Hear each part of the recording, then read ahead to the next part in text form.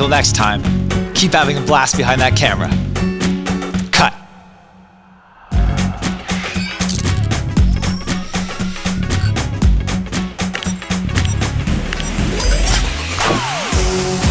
Hey everyone! Today we have an exciting tutorial for all you photography enthusiasts.